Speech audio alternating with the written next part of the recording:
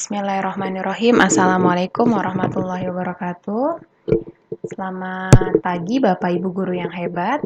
Pada sesi kali ini kita akan belajar bagaimana melihat contoh dari modul proyek muatan profil pelajar Pancasila dalam kurikulum Merdeka Bapak Ibu. Jadi ini contoh modul dari Ibu Septiana Hanikusumaning Tias ya. Kita akan lihat dan kita akan coba menelaah modul yang sudah dikembangkan oleh Ibu Septiana. Oke, Bapak Ibu, ini tema yang dipilih adalah suara demokrasi dari 7 tema yang ada ya.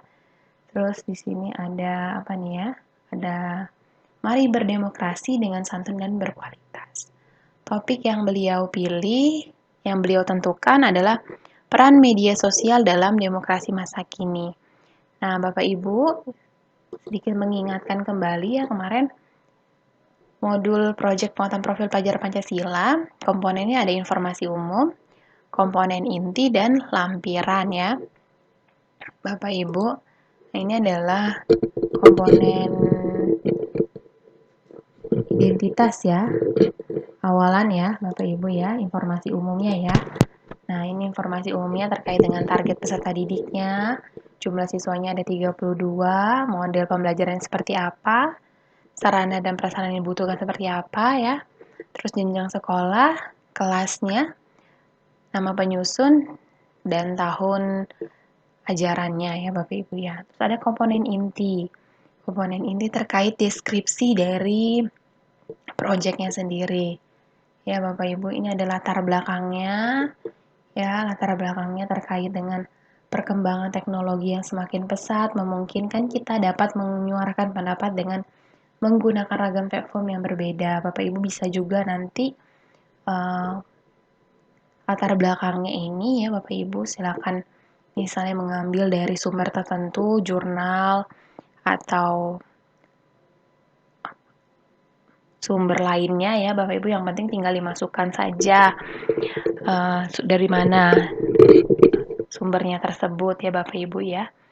Nah, ini kan beliau menuliskan dari apa yang sudah dipaparkan itu ada beberapa hal ya, permasalahan yang timbul terkait dengan perubahan pada kepercayaan, nilai dan sikap, perubahan psikologis dan gangguan privacy ya Bapak Ibu, cyber hate, ujaran kebencian, cyberbullying, perundungan dunia maya ya. Terus ada kebebasan berekspresi tanpa mengindahkan norma sosial dan hukum yang kita rasakan sama-sama nih saat ini Bapak Ibu. Selanjutnya relevansi proyek topik ini dengan sekolah nih.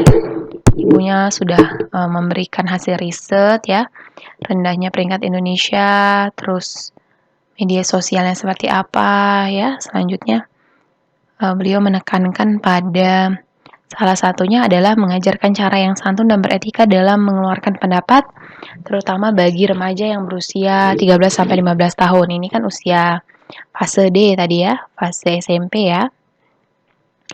Nah, terus dimensi ya Bapak Ibu, dimensi dan elemen dan sub elemen. Dimensi yang dipilih oleh Bu Septiana ini ada 2, berkebinekaan global dan bernalar kritis.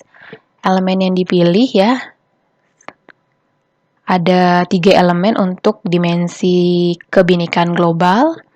Terus kalau misalnya bernalar kritis ini ada 3 elemen juga dengan masing-masing 1 sub elemen ya Bapak Ibu ya. Selanjutnya pemahaman utama, ini pertanyaan intinya ya. Jadi kan tadi yang dibilang ada deskripsi singkat project, ada dimensi, ada tujuan spesifik untuk fase tersebut ya. Terus ada alur kegiatan project ya. Kita lihat tujuan spesifik nih. Nah, ini pemahaman utama, ini tujuan spesifiknya ya. Terus ada pertanyaan intinya nanti. Terus ada alur perkembangan kebinekaan global fase D di akhir D ya. Nah, ini peserta didik nih nanti diharapkan mengidentifikasi dan menyampaikan isu-isu tentang penghargaan terhadap keragaman dan kesetaraan budaya. Ini tujuannya ya Bapak Ibu ya. Ini kan ada tujuan spesifik untuk fase tersebut ya. Nah, ini terkait alur perkembangan bernalar kritis fase D ya.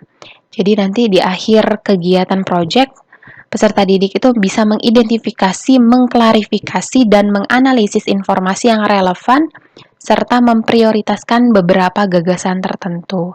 Nah, ini tujuannya. Tujuan dari kegiatan proyek ya, untuk dimensi bernalar kritis, dan ini untuk berkebinekaan global. Nah, ini ya Bapak Ibu. Nah, ini tujuannya diambil dari subelemen ya, subelemen biar lebih mudah. KKO-nya dipilih, diambil dari subelemen Bapak Ibu. Tapi silakan kalau Bapak Ibu bisa menurunkan dengan KKO tertentu, silakan. Yang penting relevan dengan dimensi-dimensi elemen dan subelemennya. Nah, ini indikator keberhasilannya ya, Bapak Ibu.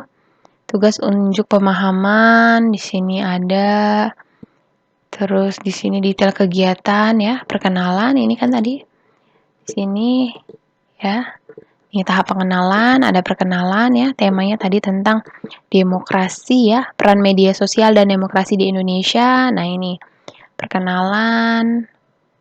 Terus ada eksplorasi isu ya, ini eksplorasi isu, refleksi awal. Nah, ini refleksi awal.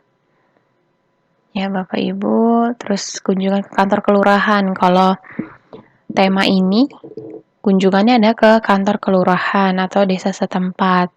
Selanjutnya, diskusi kritis masalah demokrasi ya. Ini peserta didik mulai aktif mengambil sikap dan langkah untuk melindungi hak pribadi orang, kelompok lain dengan berani menyatakan pendapat atau pemikiran dengan cara yang santun. Nah, ini mereka diajarkan untuk berani bersikap ya dan aktif berbicara dengan cara yang santun gitu ya terhadap hal-hal yang mungkin tidak sejalan dengan seyogyanya pemahaman kita sebagai seorang warga masyarakat ya. Nah, ini terus pengumpulan pengorganisasian dan penyajian data ini udah mulai ke langkah kontekstualisasi ya. Nah, ini Bapak Ibu soal demokrasi di sekolahku. Nah, ini school election-nya contohnya pemilihan ketua OSIS ya. Pengorganisasian data secara mandiri. Nah, ini Bapak Ibu.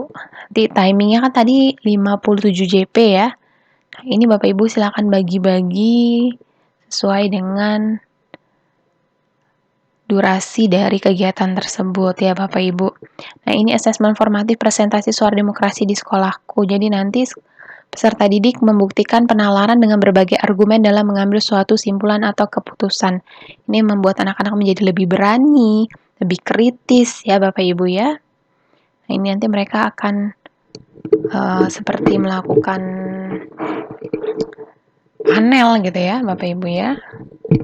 Nah, ini poster kampanye pemilihan ketua OSIS. Nanti mereka mampu mengidentifikasi, mengklarifikasi, dan menganalisis informasi yang relevan serta memprioritaskan beberapa gagasan tertentu, Bapak Ibu.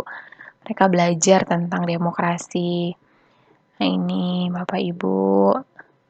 Ya, proses kampanye langsung, debat terbuka, eksplorasi visi dan misi kandidat calon ketua dan wakil ketua OSIS. Nah, kalau memang temanya sesuai dengan kegiatan pelaksanaan ketua OSIS ya, pemilihan ketua OSIS dan wakil ketua OSIS nih, pas sekali gitu. Terus assessment formatif ya, masa atau minggu tenang dan simulasi pemilihan ketua OSIS di sekolah. Nah, ini Bapak Ibu. Pas sekali temanya dengan pemilihan ketua dan wakil ketua OSIS ya. Jadi pas assessment sumatifnya pelaksanaan pemilihan ketua OSIS di sekolah ya. Bapak Ibu, mereka melakukan pemilihan dengan kotak surat suara, belajar ya. Terus assessment sumatifnya lagi, evaluasi solusi yang ditawarkan agar dapat berdemokrasi dengan santun dan berkualitas di media sosial. Itu tujuannya ya Bapak Ibu ya. Jadi peserta didik mengidentifikasi, mengklarifikasi, dan menganalisis informasi yang relevan, serta memprioritaskan beberapa gagasan tertentu. Nah, ini Bapak Ibu, asesmen sumatifnya ya. Terus menguatkan pemahaman utama. Nah, ini hasil-hasil karyanya yang diharapkan, misalnya ya. Nah, ini Bapak Ibu. Terakhir, jangan lupa rayakan ya. Akhir dari sebuah proyek adalah pencapaian besar dan merupakan puncak dari kerja keras dan dedikasi selama berjam-jam dari siswa, guru, dan komunitas sekolah. Pesta kecil atau piknik atau potluck sederhana di akhir proyek dapat dilakukan untuk menghargai kerja semua dan meningkatkan semangat belajar untuk kedepannya. Ini kan buat anak-anak jadi seneng ya Bapak Ibu ya, dan lebih dihargai perjuangannya ya. Ini contoh-contoh hasil karyanya, misalnya pengennya seperti ini. Nah, ini Bapak Ibu rubrik ya, rubrik penilaian tugas untuk pemahamannya, apa di SB ya, atau di BSH, atau di MB, atau di BB. Ya, Bapak Ibu ya. Nanti kita lihat rapotnya ya Bapak Ibu ya. Ini lampirannya. Oke. Bapak Ibu, ini bentuknya. Bapak Ibu yang ingin mendownload, silahkan download langsung di PMM ya, Platform Merdeka Mengajar, atau di website GTK Kemendikbud RI ya tuh. Terima kasih. Wassalamualaikum warahmatullahi wabarakatuh.